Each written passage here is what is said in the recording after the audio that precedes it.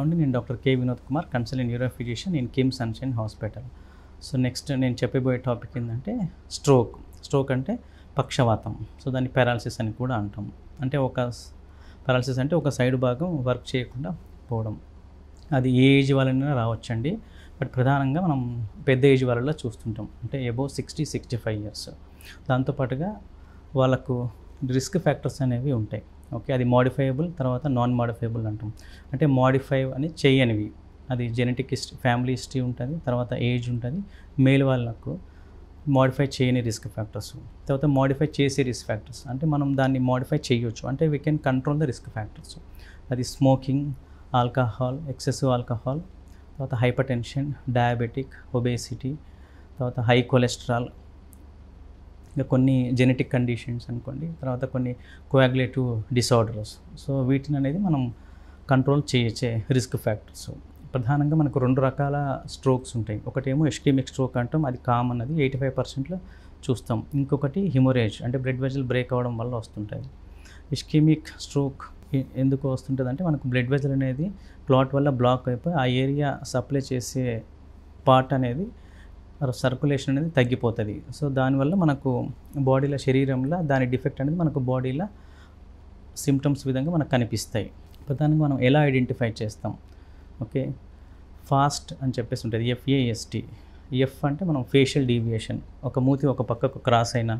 తర్వాత ఏ అంటే ఎఫేజియా, అంటే వాయిస్ ప్రాపర్గా లేకపోయినా, వాయిస్లో డిస్టర్బెన్స్ ఉన్నప్పుడు అండి, స్లరింగ్ ఉందనుకోండి, మనం ఏ చూస్తాం.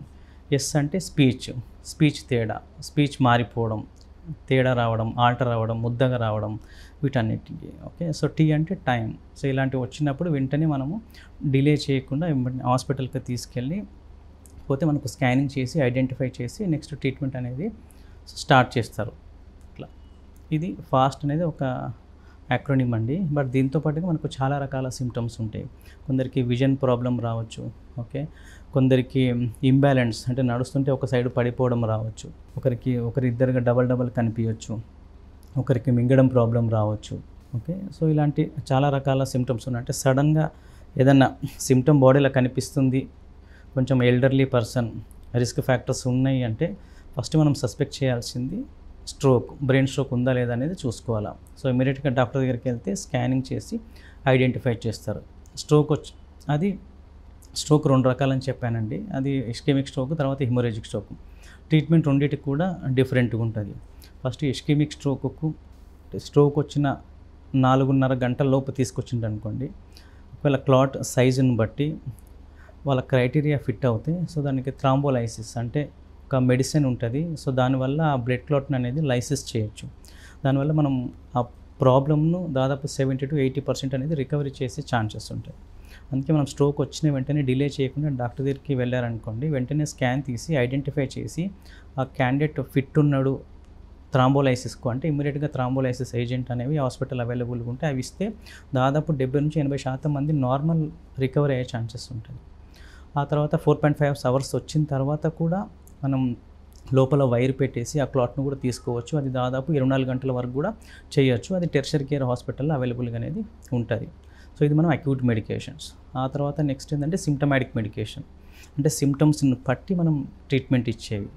తర్వాత బ్రెయిన్లో పెద్ద క్లాట్ ఉండి, ఎడిమా ఉండి హెడేక్ వస్తుంది అనుకోండి, సో ఆ ఎడిమాని తగ్గించే కొన్ని మందులు ఉంటాయి, అవి ఇస్తాము.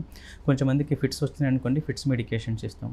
తర్వాత ఇస్కెమిక్ స్ట్రోక్లో మనం బీపీ అనేది కొన్ని రోజుల వరకు హయ్యర్గా మెయింటైన్ చేస్తాం. ఎందుకు అంటే పర్ఫ్యూజన్ పెంచి సెరెబ్రల్ బ్లడ్ ఫ్లో పెరగడం వల్ల ఇన్ఫాక్ట్ సైజ్ అనేది తగ్గించవచ్చు. అందుకనే ఇనీషియల్గా కొంచెం హై బ్లడ్ ప్రెషర్ మెయింటైన్ చేస్తాం, తర్వాత బ్లడ్ ప్రెషర్ కంట్రోల్ చేసే మెడికేషన్స్ అనేవి యాడ్ చేస్తాం. దాంతోపాటుగా ఆక్సిజనేషన్ అవసరమైతే ఆక్సిజనేషన్ ఇస్తాం, ఫీవర్ ఉంటే ఫీవర్ మెయింటైన్ చేస్తాం, తర్వాత డయాబెటిక్ ఉండి షుగర్ కంట్రోల్కు ఇన్సులిన్ అటువంటి డ్రగ్స్ ఇస్తాం.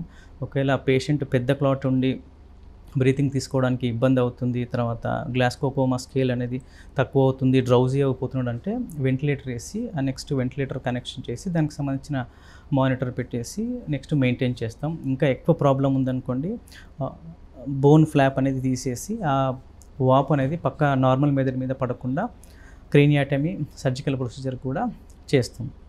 ఇది ఇస్కెమిక్ స్ట్రోక్ ట్రీట్మెంట్. నెక్స్ట్ ఏంటంటే హిమోరేజ్ ట్రీట్మెంట్. హిమోరేజ్ అంటే బ్లడ్ వెజల్ అనేది బ్రేక్ అయిపోవడం వల్ల వస్తుంటుంది. ప్రధానంగా అది బీపీ పెరిగినందువల్ల వస్తుంటుంది.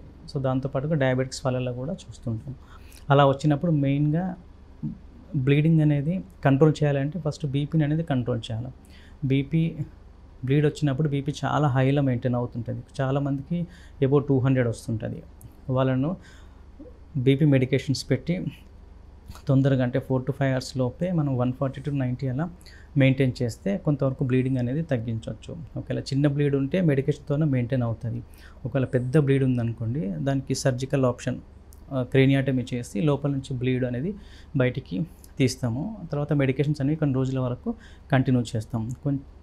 బ్లీడ్ ఎక్కువ ఉన్న వాళ్ళకు ఫిట్స్ వచ్చే ప్రమాదం ఉంటుంది కాబట్టి వాళ్ళకు యాంటీ ఎపిలిప్టిక్స్ కూడా స్టార్ట్ చేస్తాము. వాళ్ళకు బ్లీడ్ ఎక్కువ ఉండి, వాప్ ఎక్కువ ఉండి, హెడేక్ ఎక్కువ ఉండి, ప్రెషర్ ఎక్కువ ఉంటే వాళ్ళకి యాంటీ ఎడిమా మెజర్స్ పెట్టి కొంతవరకు కంట్రోల్ చేస్తాము.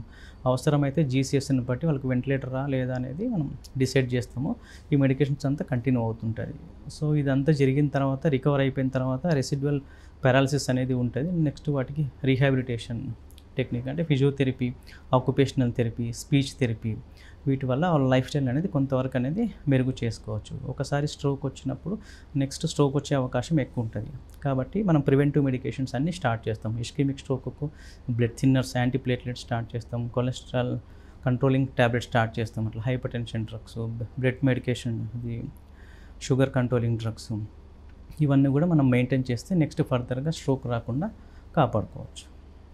Like and subscribe Eagle Health and Beauty.